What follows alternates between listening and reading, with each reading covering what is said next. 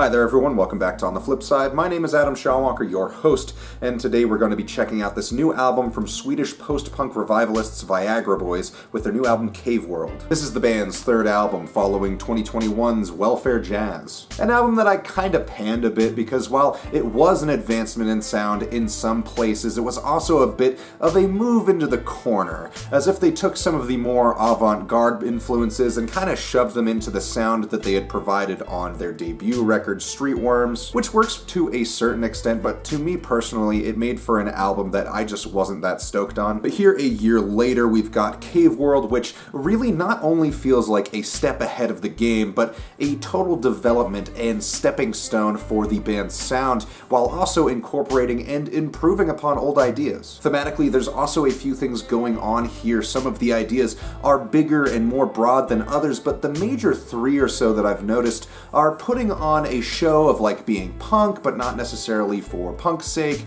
but kind of wrestling with just being a bad, unashamedly bad person, while still generally being critical of the actions that you take part in kind of like a post-ironic sense. There's also a lot of direct criticism of conspiracy theorists. The band takes time to create intensely stupid and wacky, zany, very over-the-top situations, poking fun at people who think that like nanobots are going to invade your brain through vaccines, or how the rich harvest non-vaccinated people to create adrenochrome that they then drink or inject to stay young. It would feel like a bit of a straw man if it didn't also feel so, unfortunately, very on the nose. I think the most interesting theme, though, is a general societal critique of modern-day living by creating a horrifying simulacrum of the day-to-day struggles and surreal conditions we find ourselves in now, with a picture of how our very distant relatives lived in the ancient past,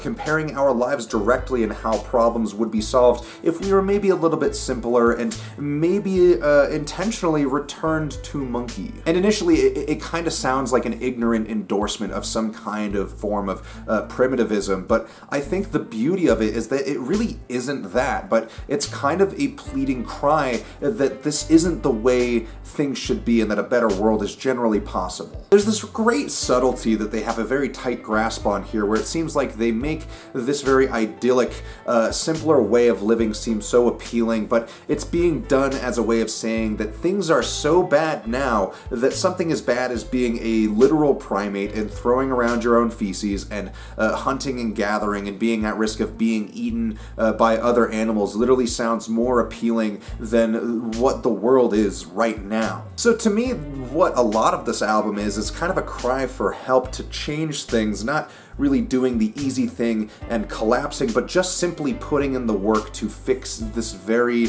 insane and surreal world. So enough of the explanation and the rant. How are the actual songs? Well, there are some really good tracks here, stuff that I'm going to be playing definitely for a very long time. There are songs that sound like a very natural evolution of the band's early material, but there's also a very clear dive into electronica, pop, industrial, and house with like a bit of IDM here and there. And while they're hitting on a lot of things at once, they aren't really losing their identity to them, and at worst the tracks here that are on maybe the weaker side are maybe just not as much of a stretch, or maybe just not enough of an experimentation. But the tracks that really rock, that stand out the most to me, are probably starting with the first track, Baby Criminal, which doesn't really change up the formula too much, but really kicks things off very well with a fun track about misspent youth leading to being like a violent domestic terrorist starting as like a violent adolescent. So it's definitely an extreme, you have both ends here, but it sets the tone for this album very well of just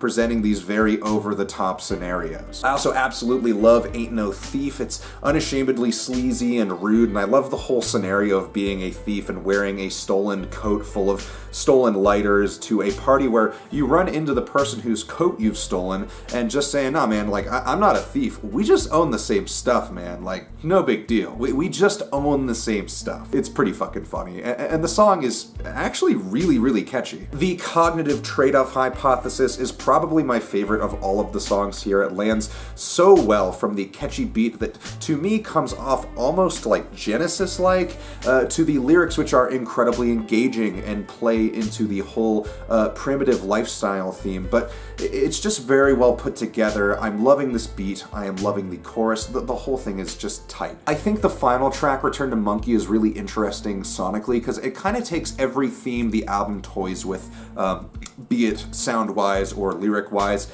and it kind of blends them all together in a very Butthole Surfer style acid punk romp that's like 6.5 minutes long. I love the raw energy of the track. I do think there are parts where this thing starts edging the line between creativity and convolutedness, but it holds together okay in the end. As for songs to me that don't land as well, I wasn't really the biggest fan of the single Troglodyte, the second track on the album. I like the themes that it's playing with, but I didn't really find it that catchy. To me, it seems like kind of an okay pacer track, but overall just a weird choice for a single. Punk Rock Loser hits in a kind of weirdly Black Keys kind of way. It's a little bit too simple for its own good. I can see this being a crowd pleaser. It's definitely like, this is like a hit thing, but to me it's just one of the weaker effort songs here. Creepy Crawlers I mostly like, but I think it takes a little bit long to get into things, which for a song that's only 3 minutes is kind of an odd choice. Though I could see the song growing on me more and more, though I don't really hate this song. It's just kind of one that I think I'm gonna need more time with. Big Boy, to me, is an experiment that, while admirable, doesn't end up really holding up very well. I am a big fan of the Jason Williamson feature. I'm stoked to see him pop up as a feature so much this year, though, you know, I love the Sleaford Mod stuff, but this song is one of the longest on the album and just really drags for like the first 4 minutes, so I think that's probably the biggest L on the track listing. I think the track ADD is kind of hit and miss. I love this beat. It's very late 90s IDM, but maybe a little bit more subdued. I do like the vocal delivery in most cases, but the song overall, it doesn't really fall flat or anything, but it becomes a little bit average in comparison to some of the better songs here. It's just fairly mid, like an upper mid track. Anyway, I'm really liking a lot of what this album has to offer. Viagra Boys have come up with some very solid material here and some cool experiments that don't always pan out, but still, there was a lot of effort that